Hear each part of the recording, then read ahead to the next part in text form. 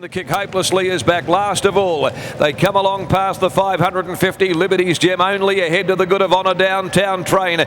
Coiled up behind them, the old fellow Blacksmith. Juton's tracked up beautifully near the rail. 2 lengths behind them, Flying Time. Further back, Ascot Cruise. In the straight Honour Downtown Train, Liberty's Gem locking horns together at the 250. He goes to work on Liberty's Gem from Honour Downtown Train. 2 lengths to Juton, but it's Liberty's Gem drawing away now from Honour Downtown Train. Ascot Cruise rattling down the outside, but it's Liberty's Gem first up over Juton. Close for third, Ascot.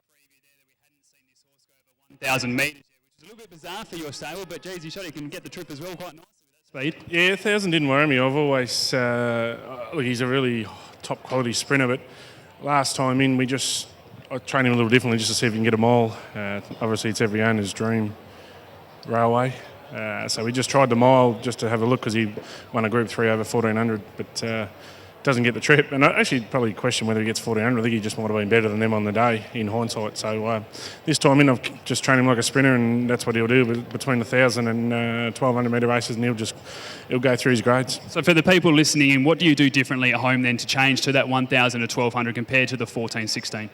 Just short, sharp work and just keep everything simple and short rather than stretching out in longer journeys and extend his gallop from further out than he normally would. So his trial was, Roddy was on the wall in his trial that he was going to come in and do that, and I was super confident because I got huge opinion of him, so it was good to see him go there today. Is professional the right word to use for this horse? Just seems to do everything right, the way settles, the turn of foot, the kick late as well, everything you ask. Even when you stretched him out, was able to answer those questions? Yeah, he's professional. It's funny, he's professional race day, yet behind the scenes he's unprofessional. He still shies and spots things, and he's very raw, does the minimum work. He reminds me, Power Princess was professional on and off the track behind the scenes, but this guy works like her. They're very laid back. If you need them to have a hard gallop, you're working with a good horse and they'll go with them, but if they're on their own, they'll do the bare minimum. So it's a nice trait to have, because she did the same. Simon, you got Key to Fame coming up a little bit later as well. Been very impressive this campaign. Another horse that can roll forward, set that pace and also finish it off. Up to the 1,500 metres today, you confident?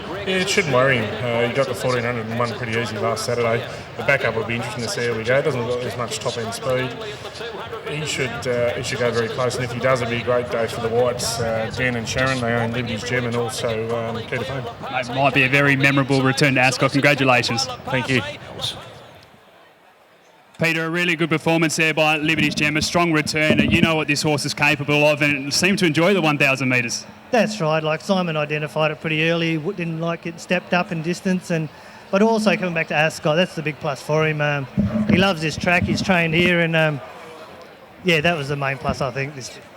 Yeah. Simon mentioned that he's changed the training ways to make sure now that it is more 1,000, 1,200. Could you feel that under you? Oh, in the trial I did, because he trialled really, really good.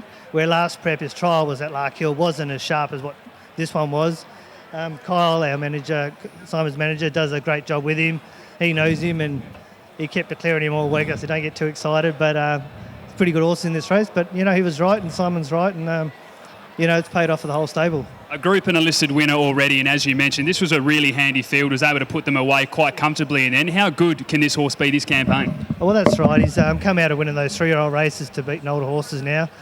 I think when he gets to a listed race back down on the minimum, in this distance, he's going to be awfully hard to beat. So, yeah, hopefully there's more in store for him. Watch out. Congratulations, Pete. Thanks. Cheers, Adam.